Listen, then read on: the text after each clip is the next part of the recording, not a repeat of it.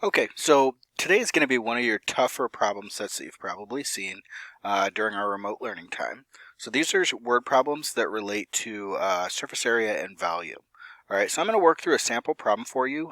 You may see this in your homework set tonight or one very, very similar to it. So this says an empty cup in the shape of a cylinder, and they've got a little picture for you below, is being filled with water. All right. The cup is filled at a constant rate. The table below shows the amount of water in the cup at specific times. So we know at time 0 there's nothing in the cup, at time 3 there's 75, at time 6 there's 150. All right, it says find the percent of the cup that is filled with water after 7 seconds, and it says use 3.14 for pi and round your final answer to the nearest percent.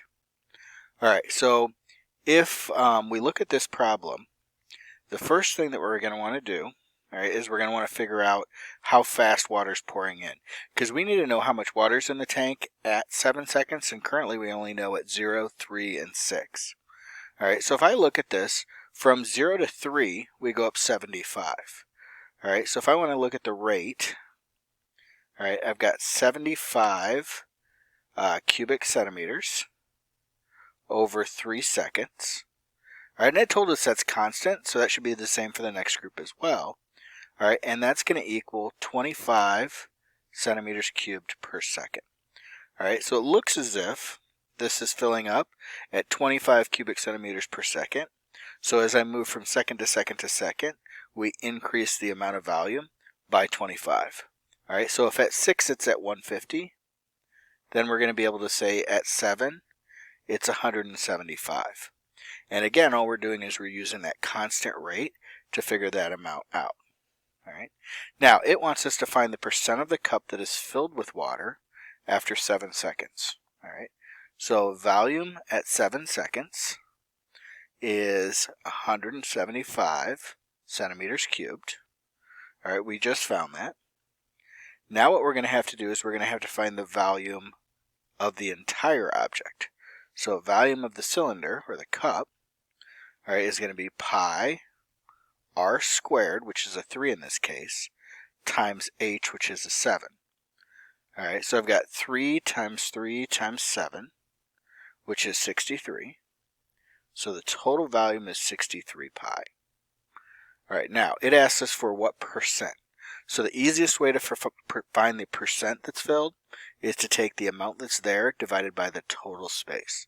All right, that's going to give us a decimal answer, and then we're going to shift 2 decimal places. All right, so percent filled,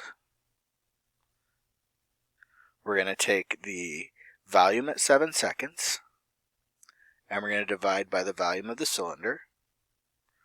All right, which means we're going to take the 175 divided by 63. Now they told us to use 3.14 for pi, so I'm going to go ahead and put that right in now.